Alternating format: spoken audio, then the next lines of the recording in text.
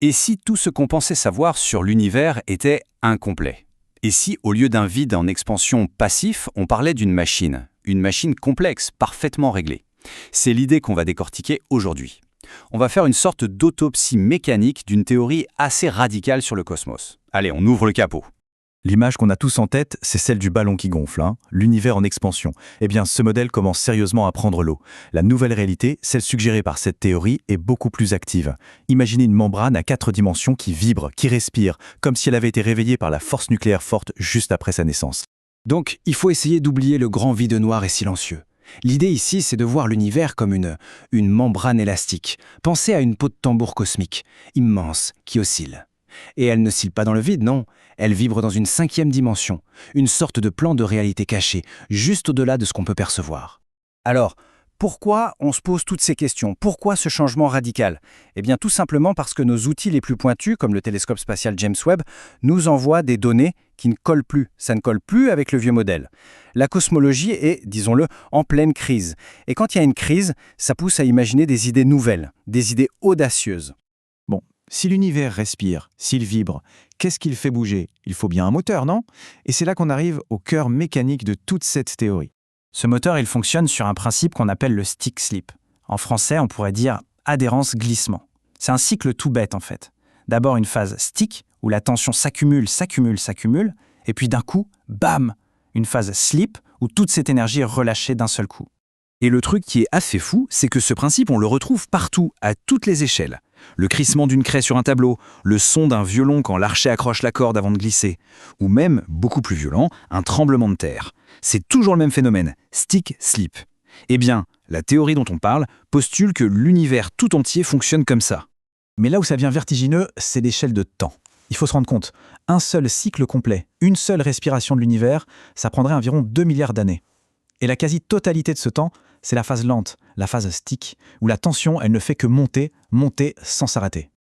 Ok, alors on a le plan de la bête. Comme n'importe quel moteur, celui-ci a des composants essentiels pour fonctionner. Et ici, on a 4 pièces maîtresses. Il nous faut un muscle pour la puissance, un métronome pour garder le tempo, une sorte de cape d'invisibilité et un amortisseur pour que tout ne casse pas. On va les démonter une par une.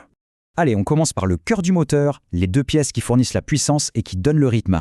Alors, le muscle, c'est la toile cosmique. Cette structure incroyable de galaxies, de gaz qu'on voit sur les cartes de l'univers, eh bien, ce n'est pas juste une déco. Son poids, qui est immense et réparti de façon inégale, pèse sur la membrane de l'espace-temps.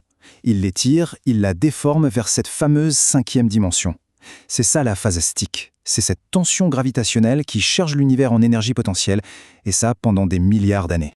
Et là, on tombe sur un problème énorme. La relativité nous dit que rien ne peut aller plus vite que la lumière. D'accord. Mais alors, comment une membrane de 93 milliards d'années-lumière de large peut se relâcher partout, exactement au même instant? Si le slip n'était pas parfaitement synchronisé, la membrane se déchirerait. C'est un vrai paradoxe. La solution proposée, franchement, elle est dingue. C'est le métronome quantique. L'idée, c'est qu'un réseau de micro-trous noirs, des trous noirs primordiaux tout petits, servirait de point d'ancrage à la membrane. Mais le truc génial, c'est qu'ils seraient tous liés par l'intrication quantique. C'est ce phénomène un peu bizarre où 2 particules, même à des années-lumière de distance, restent connectées, agissent comme un seul système. Elles communiquent instantanément, sans délai. Donc, voilà le mécanisme. Le muscle, la toile cosmique, étire la membrane. La tension monte jusqu'à atteindre un seuil, mais pas n'importe lequel. Un seuil physique très précis, lié à la force qui maintient les atomes. Une limite à 257 mégaélectronvolts. Et pile à ce moment-là, tout le réseau de micro-trous noirs intriqués, comme s'il n'était qu'un, lâche prise, simultanément, partout. C'est ça le slip. Un clic, mais à l'échelle de tout l'univers. Ok, c'est une belle mécanique. Mais ça soulève 2 questions, et des grosses. Si tout ça existe, premièrement, pourquoi on ne voit rien? Et deuxièmement, comment ça se fait que ce cycle hyper violent ne déchire pas complètement la réalité? Et c'est une question tout à fait légitime, parce que ça fait des décennies que les astronomes cherchent activement ce genre de micro-trous noirs. Ils utilisent une technique qui s'appelle la micro-lentille gravitationnelle. En gros, si un trou noir passe devant une étoile, sa gravité devrait dévier la lumière. C'est imparable. Sauf que, après des années de recherche, les résultats sont clairs, rien. Zéro. La réponse serait en fait dans un principe de base de l'optique. Imaginez une rivière. Si on met un gros rocher en plein milieu, le courant est visiblement perturbé, il est dévié. Mais si on a une longue vague qui arrive, elle va passer au-dessus d'un petit calais au fond de l'eau sans même s'en rendre compte. C'est toute la différence entre l'optique qu'on appelle géométrique et l'optique ondulatoire. Et c'est exactement ça la clé. Ces micro-trous noirs seraient tellement petits que la longueur d'onde de la lumière qu'on utilise pour les voir est à peu près 200 fois plus grande. En gros, la lumière leur passe dessus, comme la vague sur le galet. Nos télescopes sont donc, littéralement, aveugles à leur présence.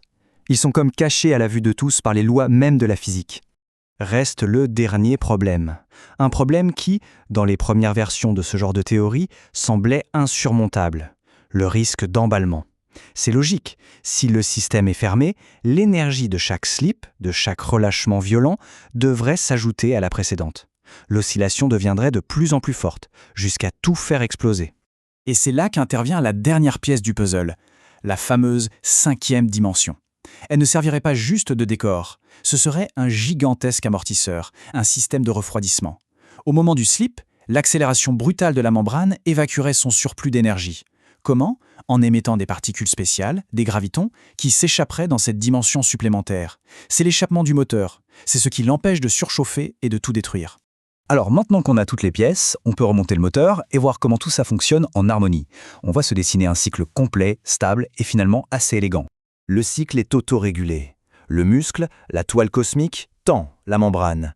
La tension grimpe jusqu'à un seuil critique. Le métronome quantique déclenche un relâchement instantané. Et enfin, l'amortisseur, la 5e dimension, assure l'évacuation de l'énergie. Et le cycle peut recommencer, encore et encore. Et le plus intéressant, c'est que ce n'est peut-être pas que de la pure théorie. Ce slip violent, ce relâchement, devrait produire des ondes dans l'espace-temps. Une sorte de bruit d'échappement cosmique. Et qu'est-ce qu'on a détecté très récemment avec des projets comme Nanograve ? Eh bien justement, un genre de bourdonnement de fond. Des ondes gravitationnelles à très très basse fréquence. Ce qui nous laisse avec une pensée assez folle. Et si ce bruit de fond qu'on capte dans l'univers, ce n'était pas seulement l'écho lointain et mourant du Big Bang, mais plutôt le son bien réel, bien présent, du moteur cosmique en train de tourner là, maintenant. Le son d'une machine colossale dont on serait parti.